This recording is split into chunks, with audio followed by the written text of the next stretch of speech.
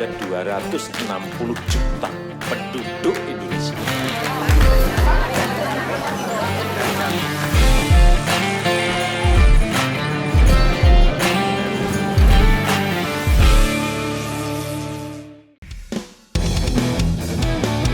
Dunia penerbangan terus mengalami kemajuan seiringnya waktu.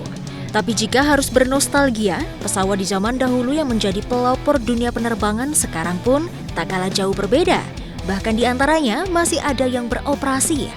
Pesawat kuno apa sajakah yang masih mampu untuk mengudara di atas awan?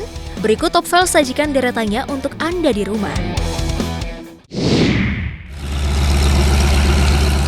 Pertama, pesawat kuno Junkers F-13.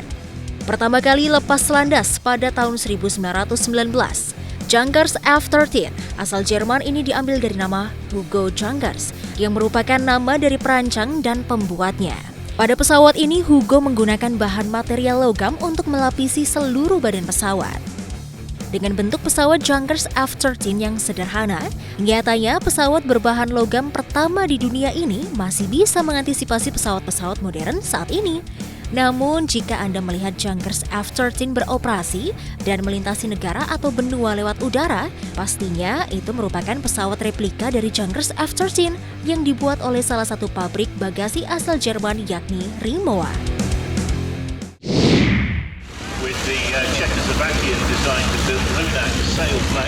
Kedua, pesawat De Havilland Dragon.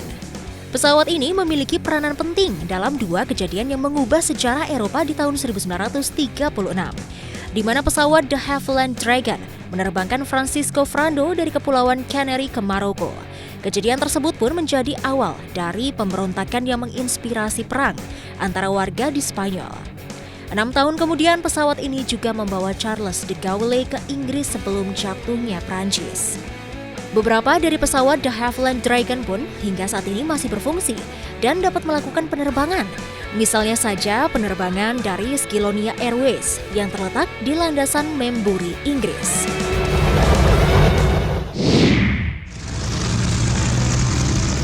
Ketiga, pesawat Douglas DC-3 menjadi salah satu pesawat penting dalam sejarah penerbangan. Douglas DC-3 merupakan pesawat modern pertama yang melakukan penerbangan di tahun 1935 dengan tugas mengantar penumpang dari pulau ke pulau.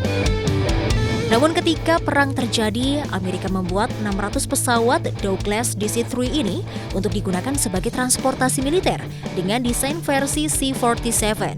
Setelah perang, pesawat ini pun menjadi arus utama dari semua pesawat di zamannya. Tak hanya itu, Douglas DC-3 juga menjadi bukti dari daya tahan dan efisiensi pesawat di dunia penerbangan. Saat ini pun, Anda dapat melihat versi lain dari pesawat ini, seperti DDA Classic Air Align yang terletak di Belanda. Ada pula Buffalo Airways di Kanada. Untuk wilayah Selandia Baru dan Afrika Selatan, Douglas DC-3 ini digunakan sebagai transportasi wisata dari kedua negara tersebut.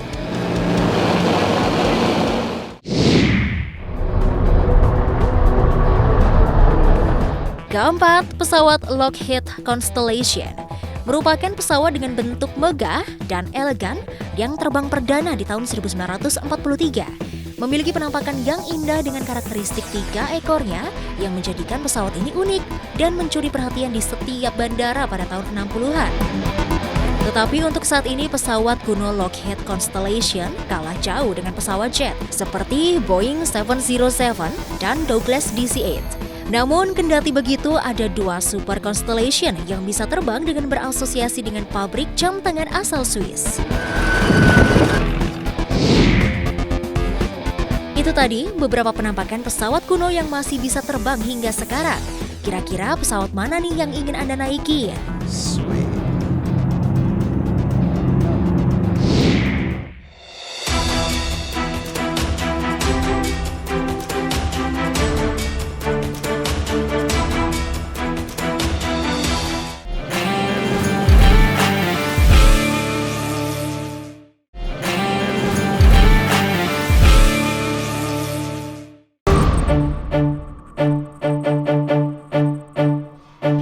Layaknya tinggal di dunia, pasti semua manusia membutuhkan uang untuk bertahan hidup. Salah satunya dengan cara bekerja, apalagi di masa pandemi seperti ini. Dan ternyata ada beberapa pekerjaan yang cukup dibilang aneh, namun gajinya bisa mencapai miliaran rupiah. Berikut ini Top Files telah merangkum deretan pekerjaan unik dengan gaji fantastis. Bedwarmer. Bedwarmer adalah pekerjaan profesional yang menjalani pelatihan serius dalam menyiapkan set kasur dalam pembuatan film. Mereka merupakan beberapa individu dengan bayaran tertinggi pada industri perhotelan. Gaji tertinggi yang benar-benar berpengalaman bisa mencapai $200.000 atau setara dengan 2,8 miliar rupiah.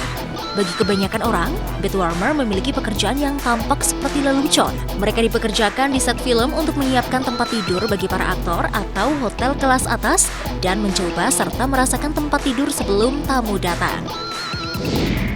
Peretas.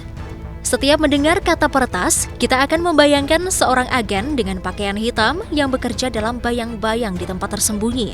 Kesan seperti itu akan akurat karena beberapa peretas jahat mungkin memang benar-benar cocok dengan stereotip tersebut. Mereka bukan satu-satunya tipe peretas, ada juga peretas dengan tipe yang baik. Dikenal sebagai peretas etis atau white hat.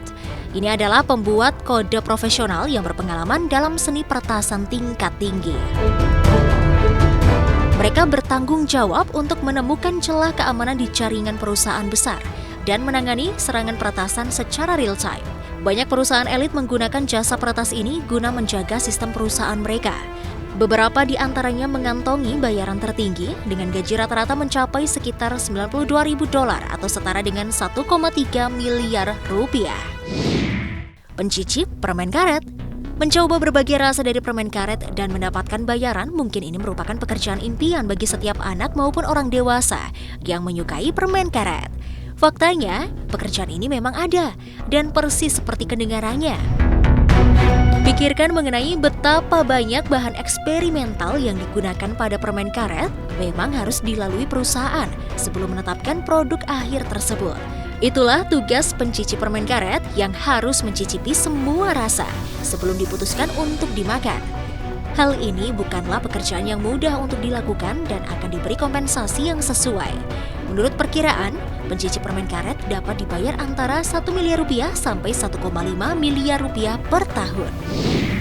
Pekerja kilang minyak. Pekerjaan di anjungan minyak lepas pantai ini bukanlah ide yang sempurna bagi siapapun.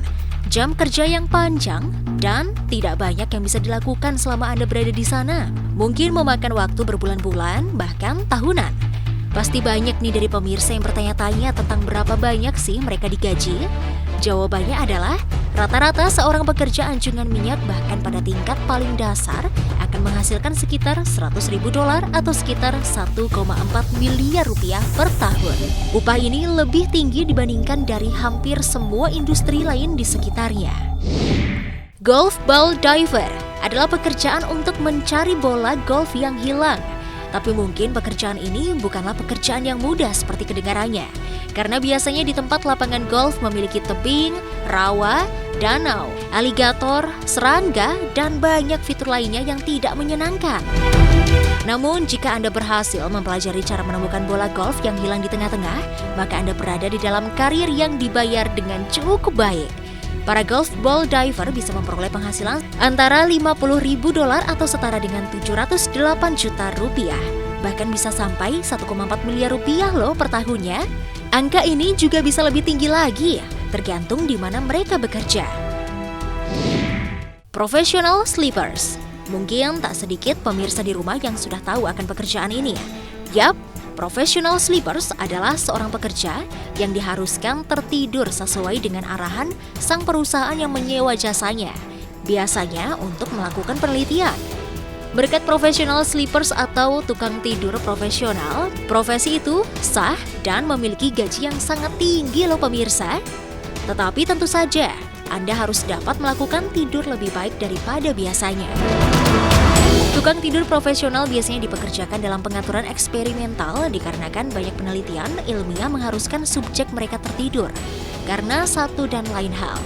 Anda harus bisa tertidur kapanpun saat diminta dan beberapa kali dalam sehari. Karena hal itu, seorang pekerja profesional sleepers tidak bisa dibilang mudah. Tetapi, seorang tukang tidur profesional senior bisa diganjar upah sebesar 1,4 miliar rupiah sampai 2,8 miliar rupiah per kontraknya.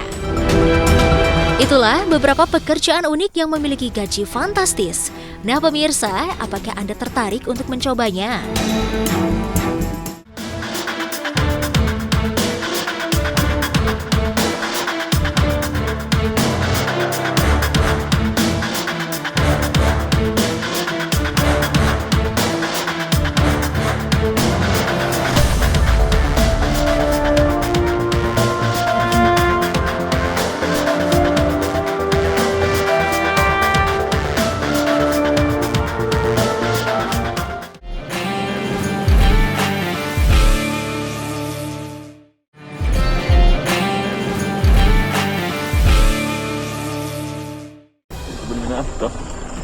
Safari ya.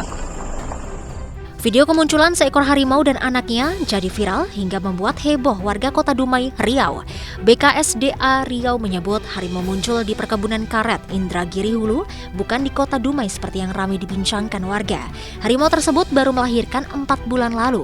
Seekor harimau yang berkeliaran terekam kamera warga di areal perkebunan sawit Riau. Video kemunculan harimau ini pun menggegerkan warganet hingga viral. Tim BKSDA pun langsung membantah bahwa kemunculan harimau Sumatera ini bukan berada di kawasan Kota Dumai, melainkan di lanskap kerumutan di Pelangiran Kabupaten Indragiri Hilir, Riau. Video yang viral ini juga diambil pada Juni 2021 kemarin. Dari hasil pantauan kamera trap tim BKSDA Riau, harimau tersebut baru melahirkan 3 ekor anaknya pada 4 bulan lalu. Diduga kemunculan harimau ini akibat habitatnya terganggu dan sudah dialihfungsikan menjadi perkebunan sawit. Kerumutan merupakan habitat harimau Sumatera yang saat ini berkembang biak, sedangkan hutan alamnya hanya tinggal sedikit dan beralih fungsi menjadi perkebunan sawit.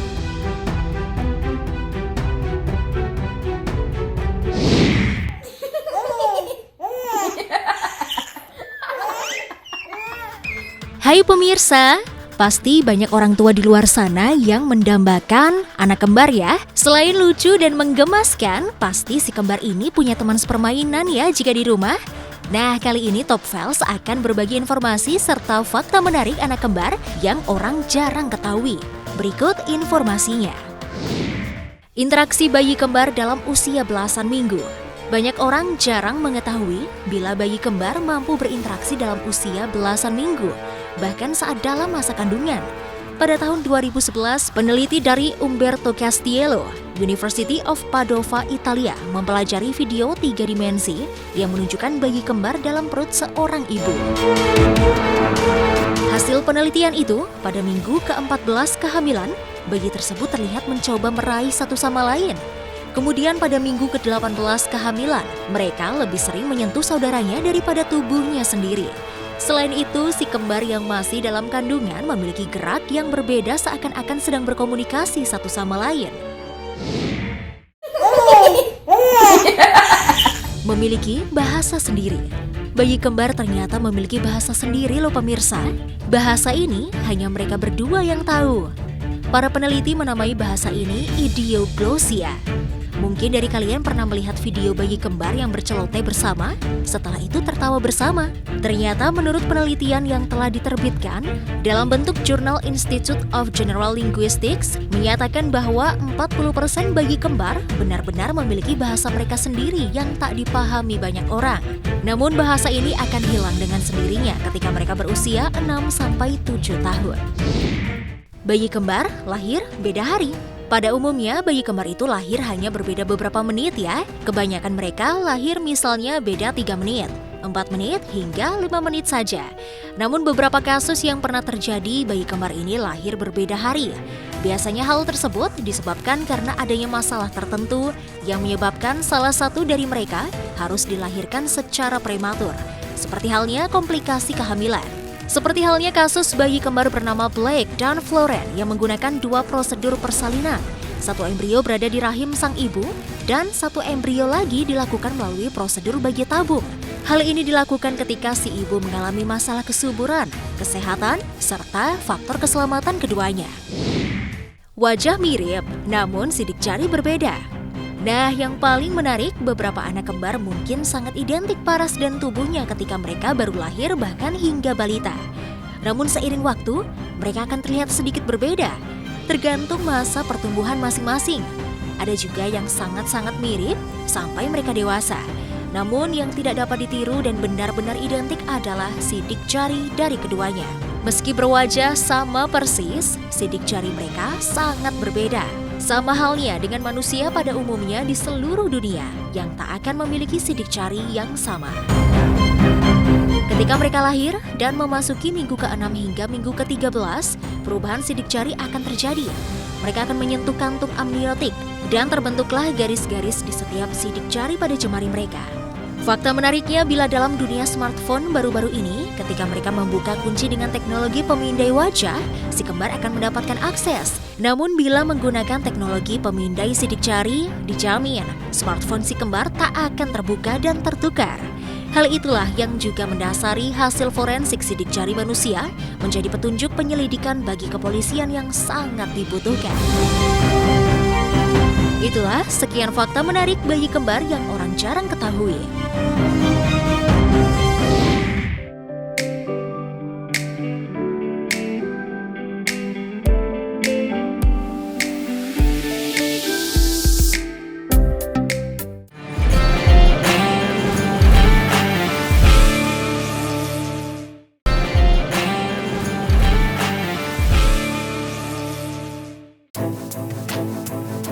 Tak semua masyarakat dunia dapat merasakan musim dingin.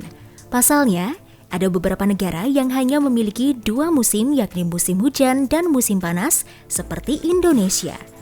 Karena itu, sebagian warga Indonesia tentu ada yang ingin merasakan sensasi musim dingin layaknya di Eropa. Dan Antartika merupakan salah satu tempat yang cukup sering disebut sebagai tempat paling dingin dan mempunyai suhu ekstrim. Namun, tahukah Anda? Selain Antartika, ternyata masih ada loh beberapa tempat paling dingin di dunia. Nah, inilah beberapa tempat paling dingin di dunia yang berhasil Top Files rangkum untuk Anda. Snack Yukon, Kanada merupakan tempat paling dingin pertama yang akan diulas.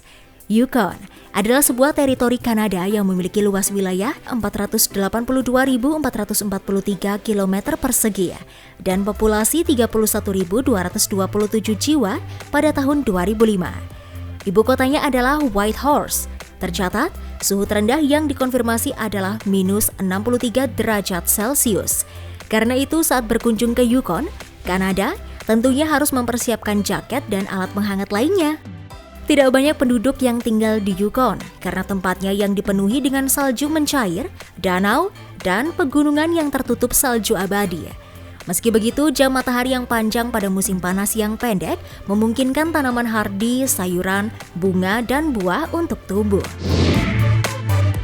Tempat paling dingin berikutnya adalah North Ice, Greenland. Greenland merupakan negara otonom kerajaan Denmark yang terletak di antara Samudra Arktik dan Atlantik. Tepatnya di sebelah timur Kepulauan Arktik, Kanada. Terletak di antara Samudra Arktik dan Atlantik, tak heran jika Greenland menjadi salah satu tempat yang memiliki suhu paling dingin di dunia. Tercatat, North Ice, Greenland memegang rekor suhu terendah di Amerika Utara sejak tahun 1954. Dengan suhu dinginnya yang mencapai minus 66,1 derajat Celcius. Greenland yang juga dianggap sebagai pulau terbesar di dunia, 3/4 bagiannya ditutupi oleh satu-satunya lempeng es abadi selain Antartika. Selain itu, Greenland adalah wilayah berpenduduk terjarang di dunia loh pemirsa. Oymyakon merupakan tempat terdingin di dunia selanjutnya. Oymyakon menjadi kota terdingin di bumi dengan suhu minus 71,2 derajat Celcius pada 26 Januari 1926. Oymyakon adalah sebuah kota di Republik Sakha, Rusia yang terletak di bagian timur negara itu dan bermuara di Sungai Indikirka. Oymyakon juga memegang rekor sebagai tempat berpenduduk permanen paling dingin di dunia. Desa yang berada sejauh 350 km di bawah lingkaran Arktik adalah rumah bagi lebih dari 210.000 orang. Meskipun tanahnya berada dalam kondisi permafrost, yakni kondisi tanah yang berada di titik beku pada suhu 0 derajat Celcius yang konstan. Masih di Republik Sakha, terdapat sebuah kota yang tak kalah dingin, yaitu Verkhoyansk. Kota ini bermuara di Sungai Yana yang terletak di lingkaran Arktik atau tepatnya 875 km dari kota Yakutsk. Kota ini dikenal dengan adanya sungai, bandara maupun pelabuhan. Saat musim dingin tiba, suhu udara di kota ini mencapai minus 50 derajat Celcius. Tempat ini sudah cukup sangat dingin, dengan rekor suhu mencapai minus 67,6 derajat Celcius. Tetapi juga memiliki catatan lain, yakni suhu terendah dan tertinggi yang tercatat di Verkhoyansk adalah 105 derajat Celcius. Selain menjadi tempat terdingin ketiga di dunia, Verkhoyansk pun adalah kota terkecil ketiga di Rusia. Kota ini juga memiliki kisaran suhu yang sangat luas di antara musim-musim. Denali merupakan tempat terdingin selanjutnya yang mempunyai suhu ekstrim. Puncak gunung ini memiliki catatan suhu sebesar minus 73 derajat Celcius. Bahkan angin dingin bisa menurunkan suhu hingga minus 83,4 derajat Celcius. Terletak di pegunungan Alaska di pedalaman negara bagian Alaska, Denali merupakan landmark di Denali National Park and Preserve. Denali atau Gunung McKinley adalah gunung tertinggi di Amerika Utara yang puncaknya berada di ketinggian 20.237 kaki di atas permukaan laut. Dengan tinggi dasar ke puncak sebesar 18.000 kaki, menjadikan Denali sebagai gunung daratan tertinggi di dunia. Nah, itulah tempat dengan suhu paling dingin di dunia selain Antartika. Bagaimana pemirsa? Tertarik mengunjungi dan merasakan sensasi musim dingin di tempat-tempat tersebut?